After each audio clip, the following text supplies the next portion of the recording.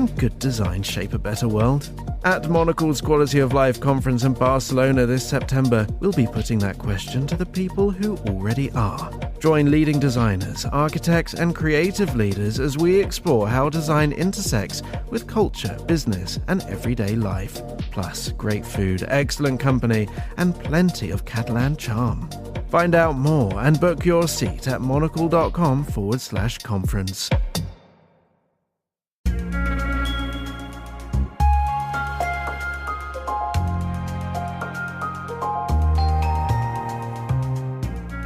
This is Monocle on Design Extra. It's a short show to accompany our weekly programme where we discuss everything from architecture and craft to furniture and graphic design. I'm Maylie Evans.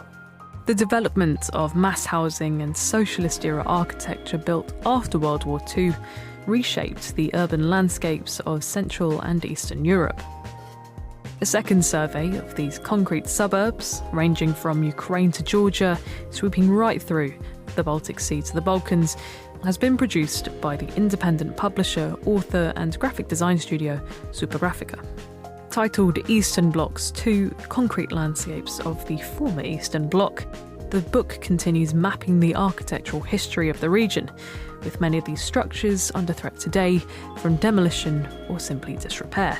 We hear now from Kateryna Malaia, an architectural historian specialising in Soviet and post-Soviet architecture, who contributed the book's introduction.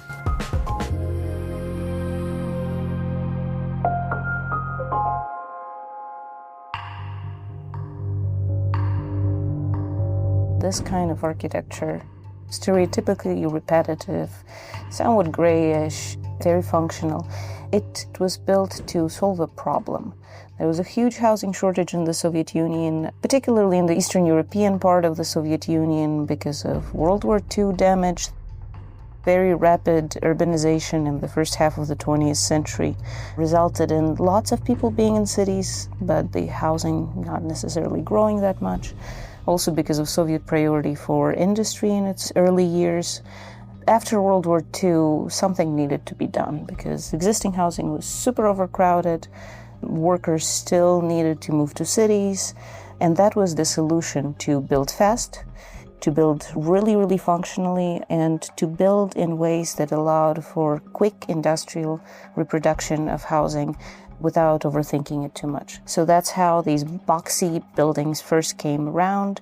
The idea was that you could design a building without really thinking about the site too much, and then you could build it anywhere. In the Soviet Union, they called this so-called non-address approach, and then they would just get reproduced everywhere where they fit climate-wise and socially and structure-wise. I think the main misconception is perhaps to think that they're all the same. But there's a million different types because they were designed for specific conditions, and they were also designed for specific methods of industrial reproduction. For example, some of them are brick blocks, some of them are precast concrete. As this method of construction was getting more and more elaborate in the later Soviet decades, there were more and more types of these buildings. And Soviets, especially towards the end of the USSR, were very aware these buildings were monotonous and that these buildings were perhaps lacking character. So they also started designing repetitive buildings that had a little more character, to put them on the corners, to put them on important intersections as landmarks. These buildings are not the same at all. Especially after the 1960s, they were also locally designed in a lot of places. In the Soviet Union in the 60s, they created several regional design institutes that were usually tied to climate and social conditions. There was one in Ukraine, there was one in Georgia, there was one in Uzbekistan.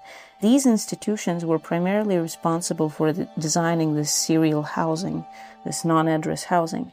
The designers and the builders who made these buildings happen were actually local. They were not necessarily some sort of all-Soviet unified workforce. They thought about these buildings in terms of local environment, locally available materials, and sometimes also in terms of local art traditions and historic architecture. You can argue whether they were successful or not in adjusting these buildings to local design traditions historically, but they did think about it. There are some buildings that are visibly local and some buildings that are local in terms of how they were planned. Visibly local buildings, in Ukraine in particular, if you look at buildings in central Kiev from the late 1950s that were serially built and early 1960s, but carry certain elements of Ukrainian ornaments. Architects introduced their interpretation of traditional Ukrainian ornamentation on these buildings laid out with tiles. There's lots of those, particularly on Prospekt Peremogi in Kiev. But in terms of buildings that were unique, but don't necessarily look unique to a non-specialist, my favorite example is in Kharkiv. Kharkiv has massive new neighborhoods that were built in the 1970s and 1980s. And in Kharkiv in the 1970s, a lot of these neighborhoods were rather repetitive. To combat that monotonous, repetitive character, local Kharkiv architects designed these corner towers that had very elaborate plans. The plans of these buildings were not boxy at all. They were these complicated compositions with rotating elements to them, joined at the center. And the idea was to place these buildings again on important intersections, to break down monotonous, boxy, repetitive, pre-existing cityscapes from the 1970s. And they're still there unless they were damaged during the current Russian invasion. I think the attitude to these buildings in Ukraine in particular is changing as we speak. Yes, they are repetitive, and yes, they're not that fun to look at, and they have not aged well in some instances. But at the same time, these neighborhoods are now old. The oldest ones of those neighborhoods were built in the late 1950s. People have been there a while. It is their home. Because of the Russian war, there's definitely that element of re-evaluation of, yes, these buildings might not be the best looking, but they are home, they are under attack. People have realized how attached they really are to these cityscapes. The problem, however, besides just bombings and war damage, is that precast concrete tends to have an expiration date.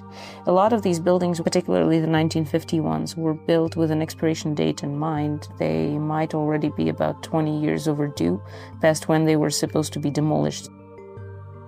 The Soviets thought of, especially the earliest examples of these buildings, as temporary rather than permanent. They weren't demolished because they were built on such a scale that replacing them entirely is extremely difficult in modern world. But precast concrete itself, as it ages, requires more and more maintenance and eventually probably requires complete replacement. Unlike, let's say, Pantheon in Rome that was built with just concrete, when you mix concrete and metal together, that does not go well in the long run. Someday, all of these buildings will likely have to be either replaced or they will require a lot of investment. These are the problems that we're facing today, particularly in Ukraine. Replacing millions of units during wartime where other units are being destroyed does not sound particularly realistic. When we know how these buildings were built, when we understand the exact structure and when we understand the exact nature of materials, we could more effectively assess the war damage, how vulnerable these buildings can be to different kinds of attacks. And because these buildings were ultimately endlessly reproduced, when you know something about one of them, you know something about many of them.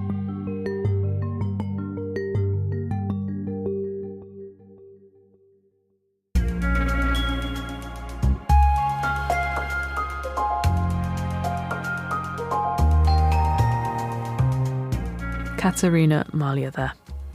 Eastern Bloc's 2 concrete landscapes of the former Eastern Bloc is published by Zupagrafika and can be found in all good bookstores now.